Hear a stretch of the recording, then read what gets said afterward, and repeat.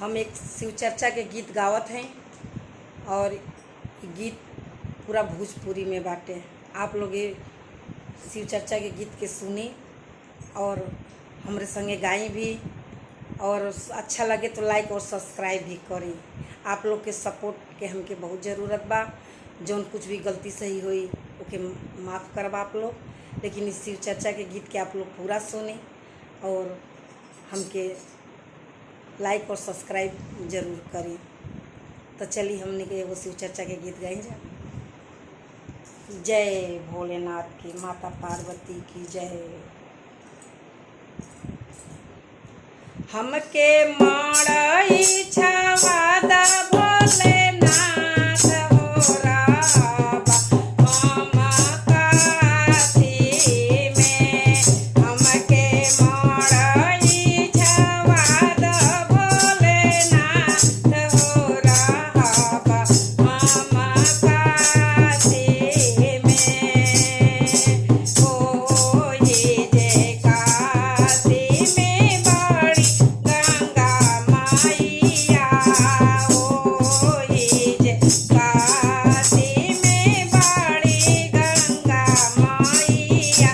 अरे जलवा चढ़ाई बसुबता हो रहबा हम काशी में। अरे जलवा चढ़ाई बसुबता हो रहबा हम काशी में। हमके मड़ई छवादा भोलेनाथ हो रहबा हम काशी में। हो ये जय काशी में बड़ी धेनु गैया, हो ये जय काशी में बड़ी धेनु गैया। अरे दूधवा चढ़ाई बसुबता हो रहबा हम काशी में। हमके मड़ई छवादा भोलेनाथ हो रहबा हम काशी में। हो ये जय काशी में घनी फुलवरिया, हो ये जय काशी में घनी फुलवरिया। अरे फूलवा चढ़ाई बसुबता हो रहबा हम काशी में।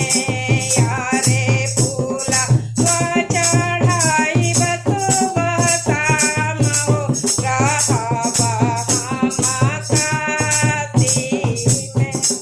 हमके मड़ई छवादा भोलेनाथ हो रहबा हम काशी में। हो ये जय काशी में बड़ी गुरु बहिना, हो ये जय काशी में बड़े गुरु भैया।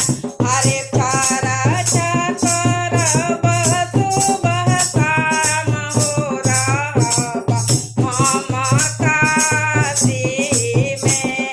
चारा चकर बसुबता हो रहबा हम काशी में। हमके मड़ई छवादा भोलेनाथ हो रहबा हम काशी में।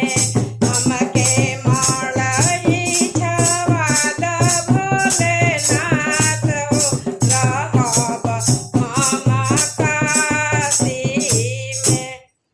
बोल बम बाबा की जय हो, भोलेनाथ की जय हो, मैया पार्वती की जय हो।